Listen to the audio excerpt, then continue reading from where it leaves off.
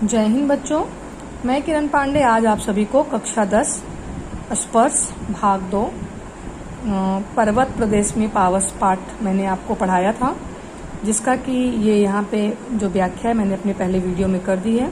आज मैं आपको दूसरे वीडियो में इसके प्रश्न उत्तर के विषय में समझाऊंगी।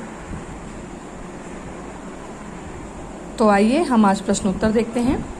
पहला प्रश्न है, पावस ऋतु में प्रकृति में कौन कौन से परिवर्तन आते हैं, कविता के आधार पर स्पष्ट करिए।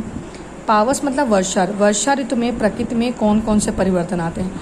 वर्षा ऋतु में प्रकृति में कभी धूप हो जाती है, कभी छाँव हो जाती है, कभी बादल गरजने लगते हैं, ये सारे परिवर्तन आते हैं। दूसरा है, मेखलाकार शब्द का क्या अर्थ है, कवि ने इस शब्द का प्रयोग यहाँ क्यों किया है। मेखलाकार का अर्थ होता है करधनी के आकार का, जो कि एक आभूषण है।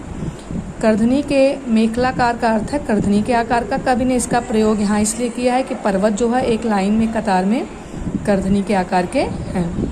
सहस्त्रदृक् सुमन से क्या तात्पर्य है, कवि ने इस पद का प्रयोग किसके लिए किया होगा।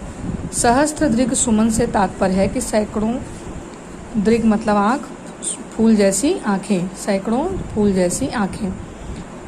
कवि ने इसका प्रयोग ये पर्वतों पर जो फूल खिले हुए हैं ये उनके लिए किया है। कवि ने तालाब की समानता किसके साथ दिखाई है, क्यों। कवि ने तालाब की समानता दर्पण के समान दिखाई है, क्योंकि जो तालाब है पर्वत उसमें अपना प्रतिबिंब निहार रहा है, देख रहा है, तो इसलिए कवि ने तालाब को दर्पण के समान बताया है कि वो दर्पण की तरह है और पहाड़ उसमें अपना प्रतिबिंब निहार रहा है, देख रहा है। पर्वत के हृदय में उठकर ऊंचे ऊंचे वृक्ष आकाश की ओर क्यों देख रहे थे और वे किस बात को प्रतिबिंबित करते हैं। पर्वत के हृदय से उठकर ऊंचे ऊंचे वृक्ष आकाश की ओर देख रहे हैं क्योंकि वो आकाश को छूना चाहते हैं, महत्वाकांक्षी हैं, और वे इस बात को कर रहे हैं कि मनुष्य को हर हाल में हमेशा पॉजिटिव रहना चाहिए, सकारात्मक सोच रखनी चाहिए और हमेशा आगे बढ़ने के लिए सोचना चाहिए। शाल के वृक्ष भयभीत होकर धरती में क्यों धंस गए हैं।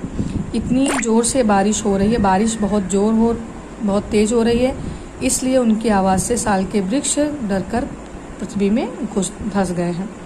झरने किसके गौरव का गान कर रहे हैं, झरने जो है पर्वत के गौरव का गान कर रहे हैं। बहते हुए झरने की तुलना किससे की गई है, बहते हुए झरने की तुलना मोतियों की लड़ियों से की गई है। यहाँ पर भाव स्पष्ट करना है टूट पड़ा भू पर अंबर, यूं जलद यान में विचर विचर था इंद्र खेलता इंद्रजाल। मतलब इतनी जोर की बारिश हो रही, इतनी तेज की बारिश हो रही, ऐसा लग रहा है कि इस पृथ्वी पर, भू मतलब पृथ्वी पर आकाश टूट पड़ा है और इंद्र भगवान जलद यान मतलब बादल रूपी यान में बैठ करके विचर के अपना इंद्रजाल मतलब अपना जादुई खेल दिखला रहे हैं।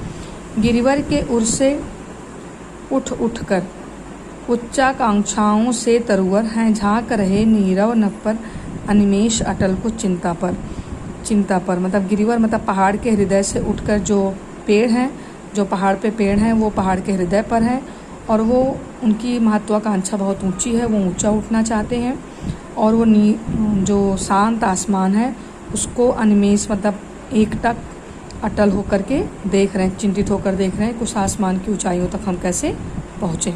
धन्यवाद।